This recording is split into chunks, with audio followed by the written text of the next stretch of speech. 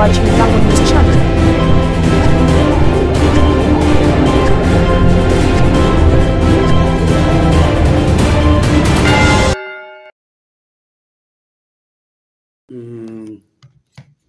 Annabelle Muse Simon Piokara,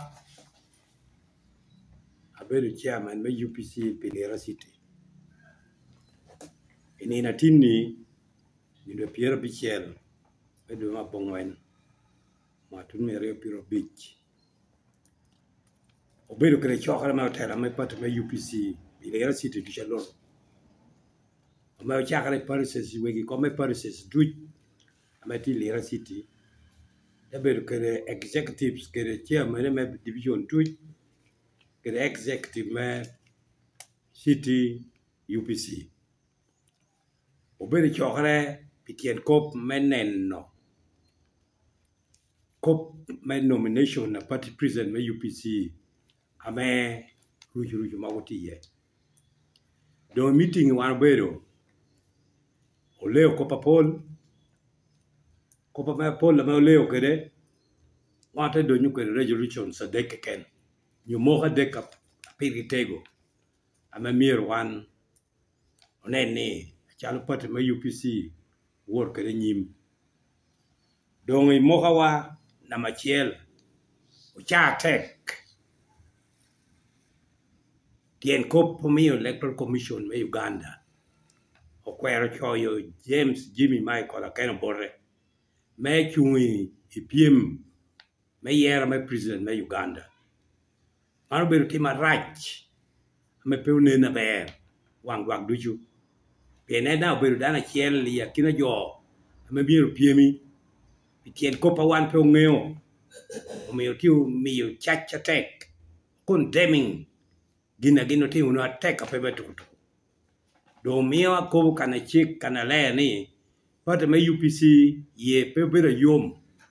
Ingo me tia tiye chairman. Monu mo kamena machel wano ne ni miru mi chach. Ena tia chunga chala nywale me Uganda. Ame tikeri qualification. Onyo jama me mien chung. Me bedo president me Uganda dushu. Me morpo remiye. Dong me kakan. Wana me de word kere nyi mitamwa. Mario. Ka election commission. Pe ye me choya. Akena Jimmy Michael Borre. Me chung. Ipie me bedo president me Uganda. Pate me UPC. Pe binibo lukwir. Pe president. Amaya chung. Pe pate me pe terra me lo me Uganda. Ame man wano neno. Kere wangat kwiri. Ni beru tamarach.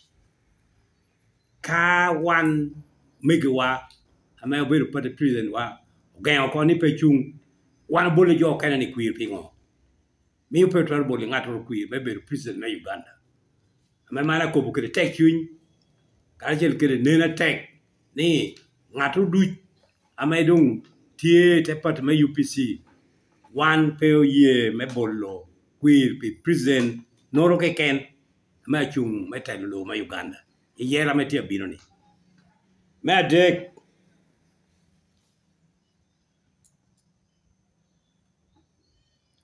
Me adek. One na chalo tela me pate me UPC. O chwaka tek. Tam. Ame pate president wa.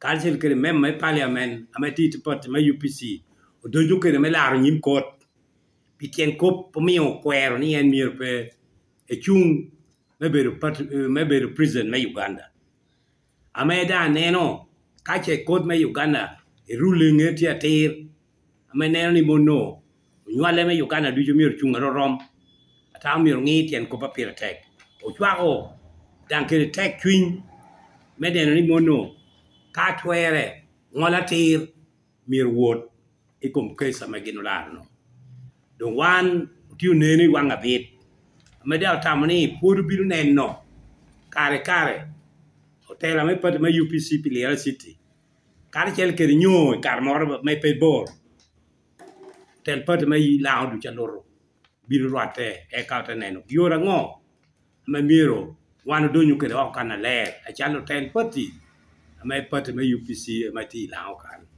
don kan jama de kana kono bir moga me wano mogo ama wano neni pore me mi jo du twero me chung kagir bor be gen chung petie apoya tek jama de ka wano mogo meneni o party ma UPC dang tera mero nen pilot me chung me be president me Uganda po attack and Moses Simon Pioka.